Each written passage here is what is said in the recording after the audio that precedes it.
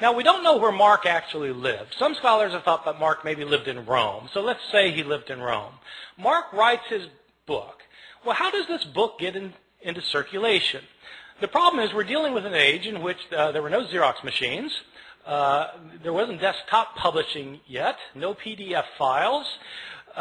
In fact, there wasn't carbon paper. How did people get copies of books? Well, in the ancient world, the only way to get a copy of a book was to copy it by hand. One page, one sentence, one word, one letter at a time. Mark makes his book, and somebody in his community wants another copy of it. And so that person either makes a copy himself or has somebody else make a copy for him. Now, part of the problem is that in the ancient world, at this time period in the Roman Empire, probably something like 90% of the population was illiterate, couldn't read or write. So not anybody could just make a copy. And most people who could write couldn't write very well. And so somebody makes a copy. We don't know who it was who made the first copy. We don't know if this person was competent or incompetent, but he made a copy. And probably, if he made a copy of this book by hand, one page, one sentence, one word, one letter at a time, he made mistakes. Now, my students sometimes have difficulty believing that people make mistakes when they copy things by hand. And so I tell them, well, you sit down tonight and copy the Gospel of Mark and see how you do. Well, in fact, they'll make mistakes. Now, here we have a problem created because we have the second copy of Mark that is also put in circulation, and somebody wants a copy of Mark, and so they copy the copy. But the copy has mistakes in it. And so the next person who copies it copies the mistakes thinking that they're the original wording. And the second person also makes mistakes of his own. And so he not only reproduces the mistakes of his predecessor, he introduces his own mistakes. And then another person comes along and copies that copy, making the mistakes of both of his predecessors and creating mistakes of his own, and then that book gets put in. And pretty soon you've got copies around the city of Rome that are all different from one another. Now, a visitor comes to Rome from Ephesus, and they have a church back in Ephesus too, and they want a copy of this gospel, and so he takes a copy, makes a copy, takes it back to Ephesus. And then that copy gets copied, and that copy gets copied, and that copy gets copied. Then somebody comes from Smyrna, and they want a copy. And so it goes for year after year after year. We don't have a copy of Mark until around the year 200. About 150 years after Mark was originally written. So not only do we not have the originals, we don't have the first copies, or the copies of the copies of the copies of the copies of the copies of the copies, etc., etc. Mistakes were made en route, and these mistakes were replicated. Now, the only way a mistake gets corrected is if you're copying a copy of Mark, and you come across a sentence that you're pretty sure is wrong because it doesn't make sense, and you try and correct it. And so you correct it to say something other than what it says. The problem is there's no guarantee that you will correct the mistake correctly, right? You might correct the mistake incorrectly, in which case you've got three forms of the text: the original text, the mistake, and the mistaken correction of the mistake. And so it goes on for year after year, decade after decade. The originals end up getting lost. They get lost. They're either worn out of existence, or people figure, well, we don't need this. I've got a brand new copy of it, and so they throw it away. And all of the books of the New Testament, all 27 books, experience the same fate. And so that is the situation we're dealing with. This is not a situation that's unique to the New Testament. This is a situation that we find for every book from the ancient world. Every ancient book has this problem. The problem's exacerbated with the New Testament simply because the New Testament has come to be revered as Scripture, and also because, as it turns out, we have more copies of the New Testament than of any other book from the ancient world.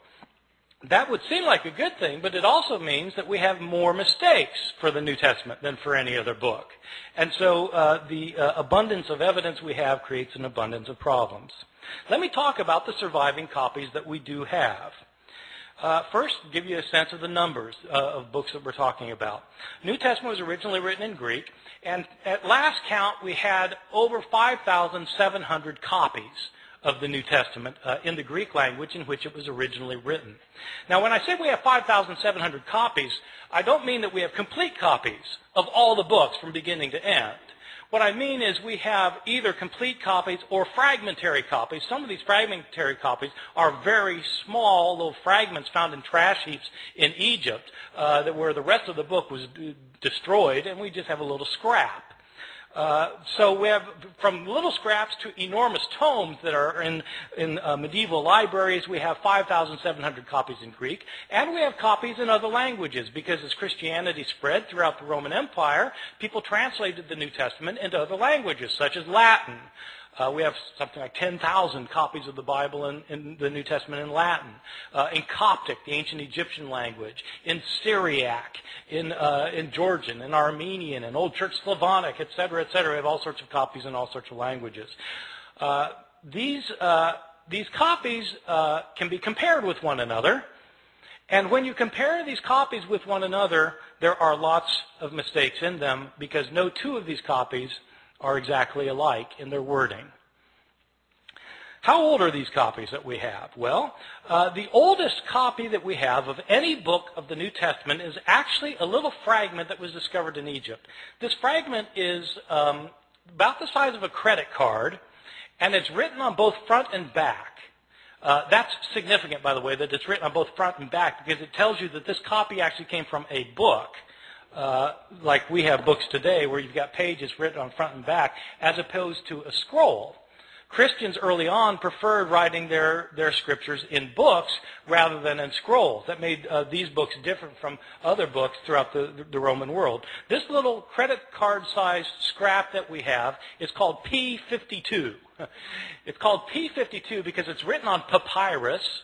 So papyrus is an ancient writing material, and it's called P52 because it was the 52nd papyrus that was discovered and categorized, classified, cataloged. So this little scrap has a few lines on it from John chapter 18. It's the passage where Jesus is talking to Pontius Pilate in his trial before Pilate, where Pilate says, "What is truth? What is truth?" That line. So that's that. It's written on, and it's written both front and back. Now the thing is, if you have a little scrap like that, and it's written on the front and the back, and you know what passage it comes from, then you can actually do some interesting things because you can figure out, even though you don't have a complete line on this page, you can figure out where this thing was on the page. And if you've got if you do it right, if you figure out if you've got it one margin, you can figure out how many letters were in each line, and you can figure out how many lines must have been on the page in order to get from this part to that part. See what I'm saying? So you can actually reconstruct how long the page was, and then you can calculate how many pages were in this manuscript, because how many pages would it take with this many letters in it to create the Gospel of John? And so this one scrap can tell you how long the manuscript was. So there are people who do this for a living, so it turns out.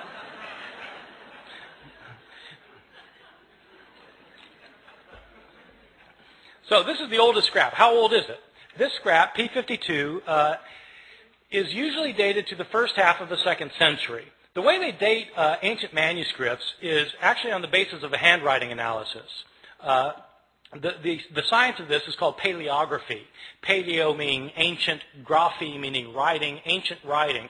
So the study of ancient writing is called paleography, and there are scholars who are paleographers who can date manuscripts within about 50 years of their production.